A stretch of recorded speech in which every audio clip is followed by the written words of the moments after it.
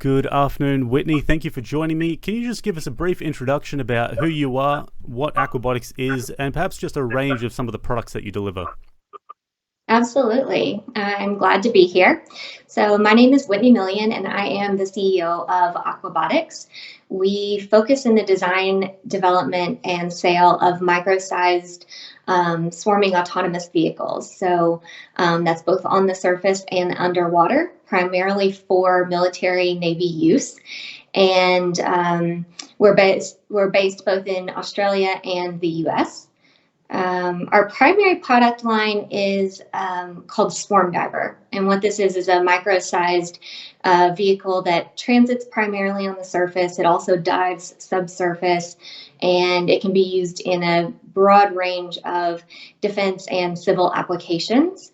So we're really looking at things from shallow water bathymetry to sound velocity profiling to environmental monitoring.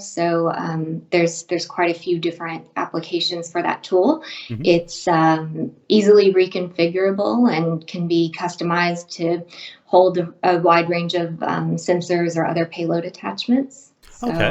That's our And, primary offering. and who are your direct competitors in this market, and what edge do your products have over your competitors? So there are limited numbers of companies that are involved in the sale of small size vehicles. And there's a few people out there that are marketing things as micro size. But what I would say in terms of true competition is, Swarm Diver was the first vehicle introduced to market that is for both government and commercial users. It is micro-sized swarming and runs as a hybrid vehicle both on the surface and subsurface. To our knowledge, there's still no technology that can actually do all of those tasks that's commercially available right now. There's really no competition from that perspective. And this is really supported by some of the awards that we've received over the past year from US military. Those were classified as sole source solicitations. So essentially, they didn't compete the contracts because they did market surveys and determined that our products were the only ones that would actually meet their specific needs in those instances. So competition is extremely limited if it exists at all. And I guess some of the key differentiators from the other technologies we see in the market. One is the swarming capability of the vehicles. That enables a few different things. One is speed in the mission. We can collect data at multiple points simultaneously. We can capture a broad area rather than a traditional vehicle may run something like a lawnmower, just kind of back and forth, covering an area a little bit slower. We may send out, multiple vehicles and cover that in a grid formation. So we capture data and then move the entire grid forward. So it is a little bit faster. We're also surf zone operable. Hmm. So the vehicles can operate in very shallow water all the way up to the shoreline. And most vehicles require some depth, maybe 5 to 10 meters at even the smaller end of those spectrums. So the ability to operate in that type of condition is a differentiator of the product. And then the other kind of big piece of this is cost. We have priced the vehicles at what would be considered an expendables price point for most military missions. And they have the added benefit of being rechargeable, recoverable, and reusable. So it provides a really strong value proposition to the customer. So you recently did some sales in Asia and the US, so $150,000 and $500,000 order. What were the driving factors behind those purchases, and what has been the customer feedback in regards to your product? Both of those orders that you're referencing were small initial order quantities for test and evaluation purposes, meaning the customers are going to take those in, run them through a variety of different operational scenarios to make sure that the product meets their needs, that it performs as described, and that enables them to qualify the product for potential in theater use. So progressing from a test and evaluation kind of scenario to actually using the vehicles in higher quantities. And as I mentioned, we are the only known provider of technology that met the specific needs in those instances. So we were solicited sole source. And what we're kind of seeing in terms of looking forward related to those is both of those governments are still conducting their test and evaluation activities, or we're getting ready to move into that for the Asian military. The U.S. is underway. And assuming that everything goes to plan, that gives us a big opportunity to actually start selling at real production level volumes. Okay, well, there are recent tensions in the South China Sea. Are there any opportunities that you've identified there for Aquabotics? Absolutely. So we're keeping an eye on things. There does seem to be quite a bit of movement around increased spend in security in general, also in autonomy. So different autonomous products. There seems to be some pressure in the market related to those tensions.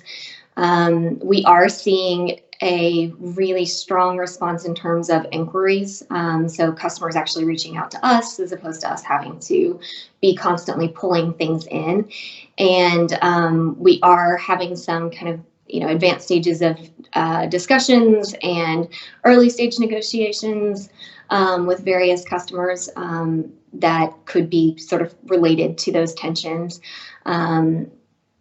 I look forward to providing some updates to market as we're able on those. Sure.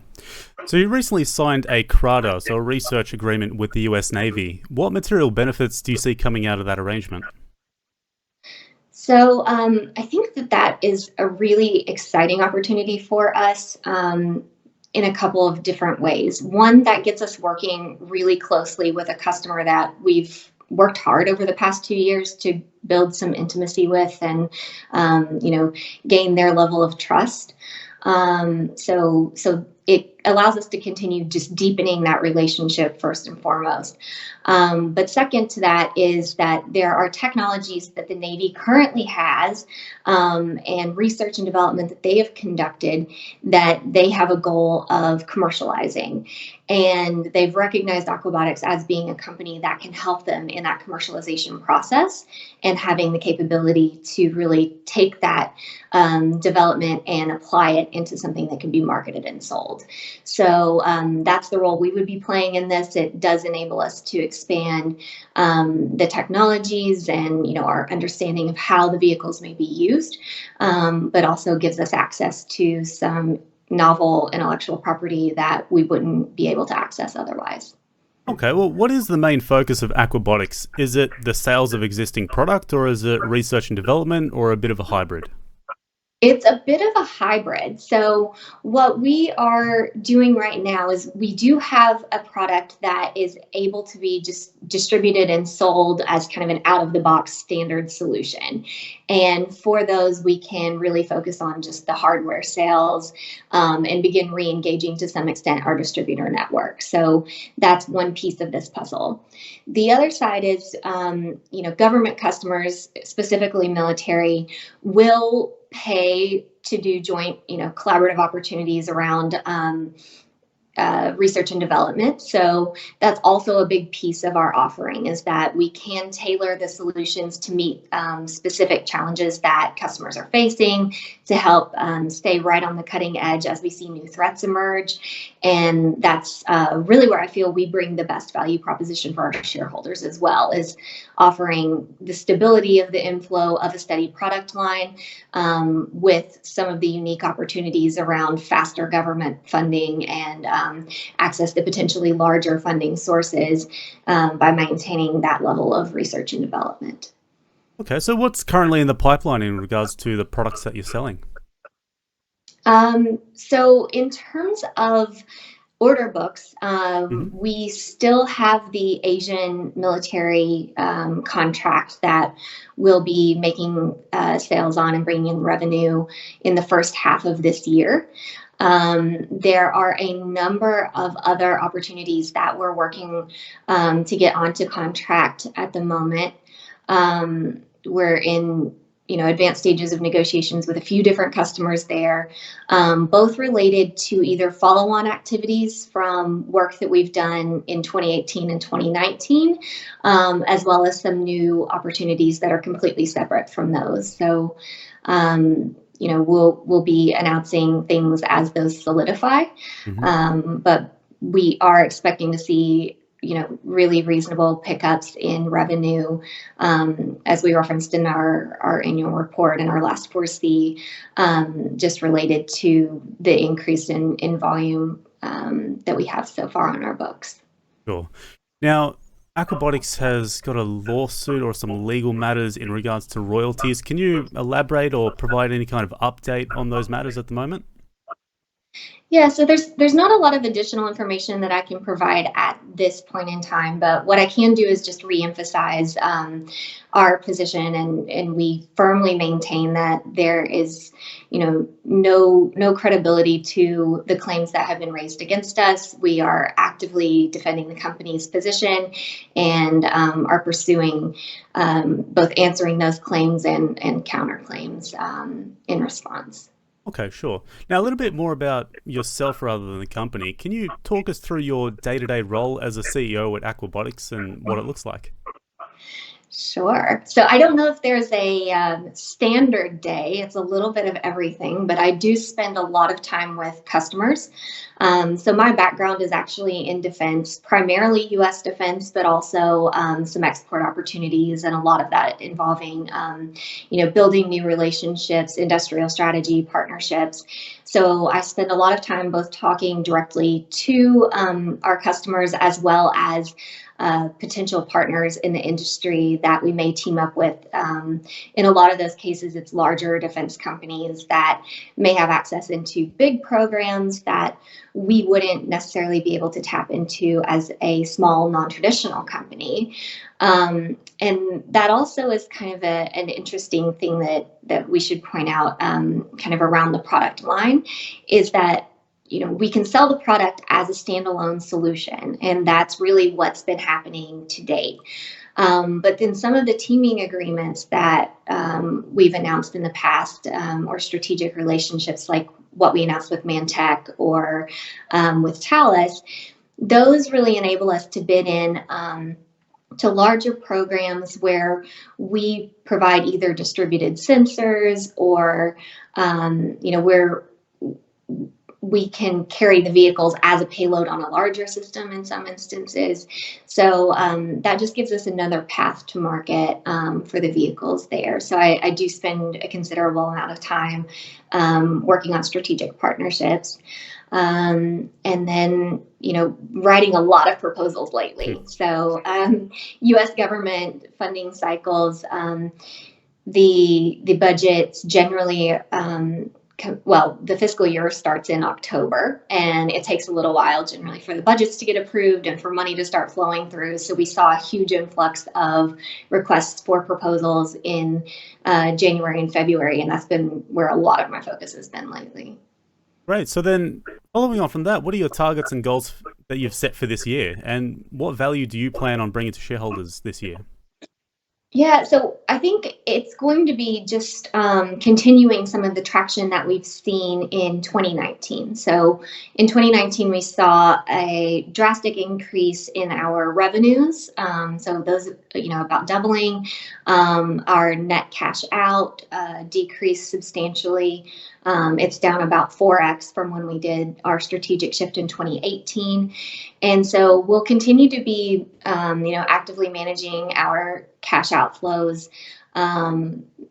increasing our revenues, working to maintain a solid order book so that we don't have, massive variations in revenues quarter to quarter or year to year, just, kind of stabilizing and increasing the rate of growth around those. And then, we are looking also at the strategic cooperation and relationships. So building on the CRADAs and the teaming agreements that we have in place and delivering on those, but then also working to secure new relationships. And I think I had mentioned a little bit earlier too, we're now at a place where we can start re-engaging some of our distributor network. So that'll also be kind of a key feature, I think, through this year. Okay, great. Well, look, thanks for your time today. I appreciate that, Whitney. Yes, thank you. I appreciate it.